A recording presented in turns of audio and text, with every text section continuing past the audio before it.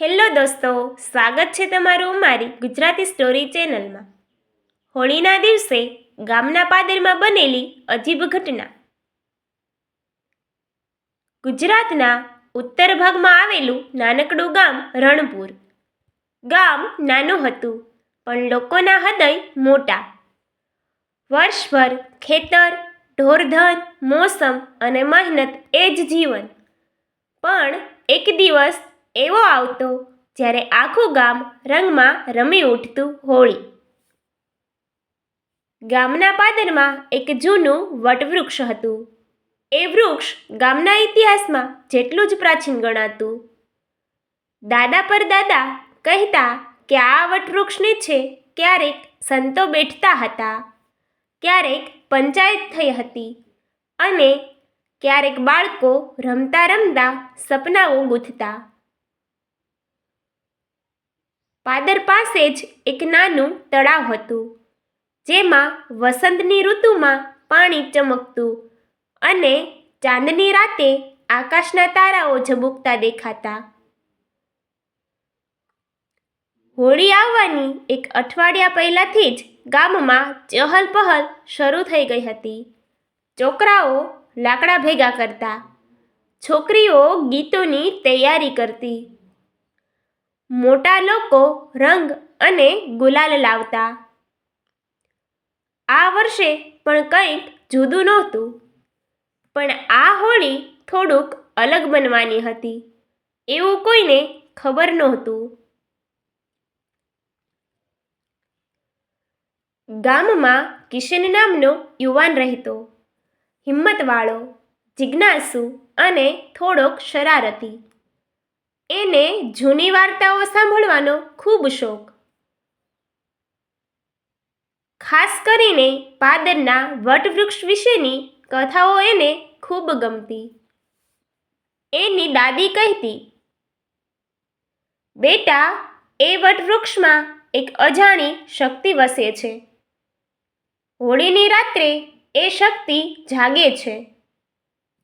કિશન હસીને કહેતો, દાદી, તમે પણ ને, આ બધું તો કાલ્પનિક છે. હોળી દહનની સાંજ આવી. આખું ગામ પાદરમાં ભેગું થયું. બાળકો હાથમાં ઢોલકી વગાડતા, સ્ત્રીઓ લોકગીત ગાતી અને પુરુષો લાકડા ગોઠવી રહ્યા હતા. સૂર્ય ઢળ્યો અને આકાશ લાલીમાથી રંગાઈ ગયું. પંચના વડાએ આગ પ્રગટાવી. હોળી હે ના જયઘોષ સાથે અગ્નિ પ્રગટ્યો. અગ્નિની જ્વાળાઓ ઊંચી ઉઠી, ચિંગારીઓ આકાશમાં ચમકી. કિશન અને એના મિત્રો થોડે દૂર ઊભા રહીને આ દ્રશ્ય માણી રહ્યા હતા. અચાનક કિશનને વટવૃક્ષ તરફ નજર કરી.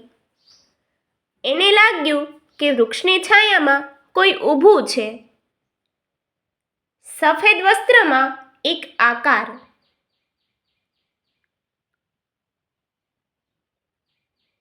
જુઓ તો, કિશને મિત્ર મહેશને કહ્યું.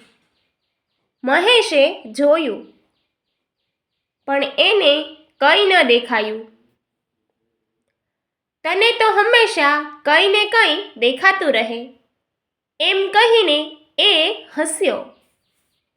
પણ કિશનને ખાતરી હતી કે કંઈક અલગ છે. આગ ધીમી પડી ત્યારે ગામવાળા ઘરે જવા લાગ્યા. કિશનનો મન ત્યાંથી હલતો નહોતો. એ ધીમે ધીમે વટવૃક્ષ તરફ વધ્યો. ચાંદ આકાશમાં આવી ગયો હતો. પાદર શાંત થઈ ગયું. જ્યારે કિશન વૃક્ષની નીચે પહોંચ્યો, અચાનક ઠંડી પવન ફૂંકાઈ. પાંદડા સરસરી વાજવા લાગ્યા. એ જ ક્ષણે એને ફરી એ સફેદ આકાર જોયો. આ વખતે સ્પષ્ટ. કોણ છો તમે? કિશને હિંમત કરીને પૂછ્યું. આકાર ધીમે ધીમે નજીક આવ્યો. ચહેરો શાંત, આંખોમાં અજાણી ચમક. ડરશો નહીં, એ અવાજ આવ્યો. હું આ ગામનો રક્ષક છું. કિશન થોડીવાર માટે સ્તબ્ધ રહ્યો. રક્ષક? એનો અર્થ? વર્ષો પહેલા જ્યારે આ ગામ નવું હતું ત્યારે અહીં દુષ્કાળ પડ્યો હતો. લોકો પાણી માટે તરસ્યા. ત્યારે એક સાધુ અહીં આવ્યા. તેમણે આ વટવૃક્ષ પાસે યજ્ઞ કર્યો. વરસાદ આવ્યો, ગામ બચી ગયું. એ સાધુની આત્મા આ વૃક્ષમાં વસે છે. હું એ જ શક્તિ છું. કિશનને દાદીની વાત યાદ આવી. પણ આજે કેમ દેખાયા? આકાર બોલ્યો. ગામ પર ફરી એક સંકટ આવવાનું છે. તળાવનું પાણી સુકાઈ રહ્યું છે. જો ગામવાળા સંભાળશે નહીં તો આવતું વર્ષ કઠિન રહેશે. તું જ તેમને સમજાવ. કિશન વિચલિત થયો. હું? લોકો માનશે નહીં. હોળી સદાય બુરાઈ પર સત્યની જીતનું પ્રતીક છે. તારે સત્ય બોલવું. એટલું કહી આકાર ધીમે ધીમે અદૃશ્ય થયો. પવન શાંત થયો. કિશન આખી રાત ઊંઘી શક્યો નહીં. સવારે રંગો ઉત્સવ હતો. ગામમાં હર્ષોલ્લાસ છવાયેલો હતો. બધાને એકબીજાને રંગ લગાવ્યો. ઢોલના તાલ પર નાચ્યા. પણ કિશન ગંભીર હતો. બપોરે ગામની છોપાલે એણે બધાને ભેગા કર્યા. મને ગઈકાલે વટવૃક્ષ પાસે કંઈક અજીબ અનુભવ થયો, એ બોલ્યો. સૌ હસવા લાગ્યા, પણ કિશન ડગ્યો નહીં. તળાવનું પાણી ઘટી રહ્યું છે. આપણે વૃક્ષો કાપી રહ્યા છીએ. જો હવે જાગીશું નહીં તો આવતું વર્ષ દુષ્કાળ આવશે. ગામના વૃદ્ધ ભીખાભાઈ આગળ આવ્યા. બેટા, તારી વાતમાં તર્ક છે.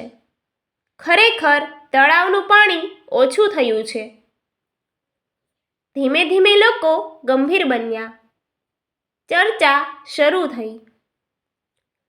નક્કી થયું કે ગામવાળા તળાવ સાફ કરશે, નવા વૃક્ષો વાવશે અને પાણી બચાવશે. આગામી દિવસોથી ગામમાં નવો ઉત્સાહ જોવા મળ્યો. યુવાનો ખંતથી કામે લાગ્યા. સ્ત્રીઓએ પાણી બચાવવાની નવી રીતો અપનાવી. બાળકોને પણ શીખવ્યું. મહિના પસાર થયા. ઉનાળો આવ્યો. તળાવમાં પાણી યથાવત રહ્યું. વરસાદ પણ સમયસર આવ્યો. ખેતરો લીલાછમ થઈ ગયા. હોળી ફરી આવી. આ વર્ષે ગામ વધુ ખુશ હતું. કિશન ફરી વટવૃક્ષ પાસે ગયો. આ વખતે કોઈ આકાર દેખાયો નહીં, પણ એને અંદરથી શાંતિ અનુભવાઈ. એને સમજાયું કે કદાચ એ અજીબ ઘટના માત્ર ડરાવનારી નહીં, પણ ચેતવણી હતી. કદાચ એ વટવૃક્ષની શક્તિ હતી, અથવા કદાચ એના અંતરાત્માની અવાજ. પણ એક વાત નિશ્ચિત હતી. હોળીનો એ દિવસ ગામના ઇતિહાસમાં યાદગાર બની ગયો. ગામના લોકો હવે દરેક હોળીએ વટવૃક્ષ પાસે જઈને પ્રાર્થના કરતા. પ્રકૃતિને સાચવીએ, પાણી બચાવીએ અને પાદર ફરી હાસ્ય, ગીત અને રંગોથી ગુંજી ઉઠતું.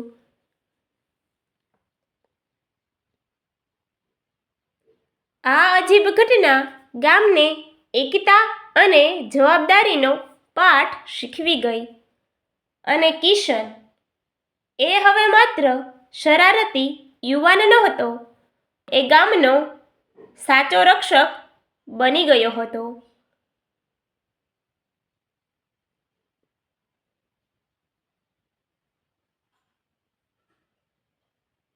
આ રીતે હોળીના દિવસે બનેલી એ અજીબ ઘટના ગામના જીવનમાં નવી દિશા લઈને આવી હતી. રંગોના તહેવારે માત્ર મોજ મસ્તી નહીં, પણ જાગૃતિનો રંગ પણ ભરી દીધો. Thank you. અમારી ચેનલને લાઈક, શેર અને સબસ્ક્રાઈબ કરવાનું ભૂલતા નહીં.